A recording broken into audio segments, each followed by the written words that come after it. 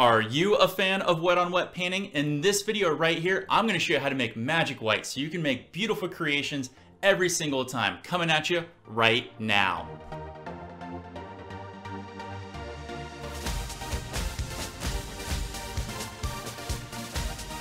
Hey, it's me, it's Wild coming at you from my Creative Control playlist where I bring you the best tips, tricks, and even art hacks like this one right here. If this is your first time here, consider subscribing and hitting that bell so you know when my videos go live, because I'm bringing you the best to unlock your creative potential and help you on your painting adventure.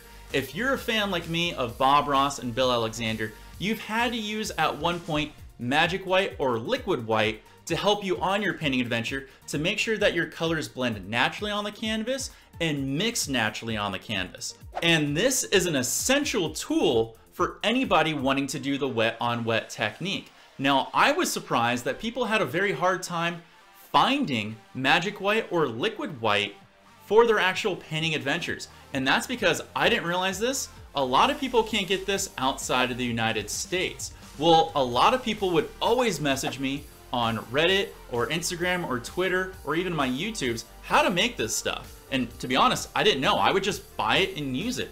Well, I'm coming at you right now because I wanted to solve your problem, and I'm going to show you the creation I came up with, which gets you pretty close to the natural thing, and it works every time and beautifully. Let's go over to the mixing palette.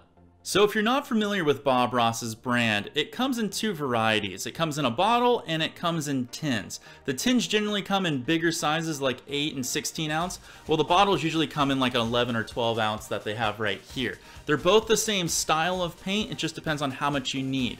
Now we're gonna use this as our control so you guys can see the kind of soft whipped meringue pudding peaks that it gives off, so that way we can mimic that. If you take a look at our control, you can see how magic white is a thin, pudding-like meringue-styled paint. It has very soft peaks that allows all of our colors to blend naturally on our canvas. So that's the style that we're trying to achieve when creating magic white. So the best ratio I could find is a 1-to-1 of titanium white and linseed oil. And to make sure that we have an actual 1-to-1, I'm going to use just this teaspoon for the example that we're going to do here and do it on this piece of wood so you guys can see something that's a little contrasty. But what I'd actually recommend is if you have a scale that you can do by weight would be the best. So I'm just going to take my titanium white and get basically a teaspoon, as perfect as I can get in here, just so it's even for the example. And I'm just going to scrape this down into here. Now it's not going to be perfect, it's as close as you can obviously get. And I'm going to do the same thing for linseed oil. So from here, we just start mixing and getting this all nice down and mixed by mashing it, stirring it. Just be very careful when you first start because there's a lot of oil here that's got to mix with this pigment. So I'm going to go ahead and speed up this process. There's a lot of different tools you can use when mixing your color together. Usually the best is to use some sort of palette knife, whether it be a diamond or an angle or a spaded, but for the bigger jobs, you might actually get away with some kind of stir sticks, paint sticks, and even spatulas. You'll know when your magic white is right because it'll be smooth and velvety and it'll have soft peaks just like pudding or meringue.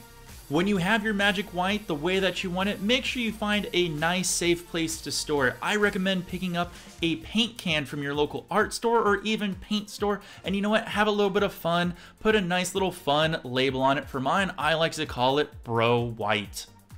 Now that we have our paint the way that we want it, we need to test it out. I'm going to take our control, which is our magic white, and apply it here on our left side. And then I'm going to take the paint that we just made, which I call Bro White, and apply it to our right side.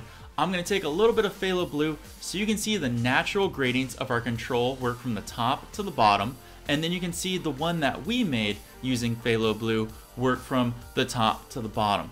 As you can see for the magic white, it has a nice, beautiful, natural gradient that comes across all the way from the top to bottom.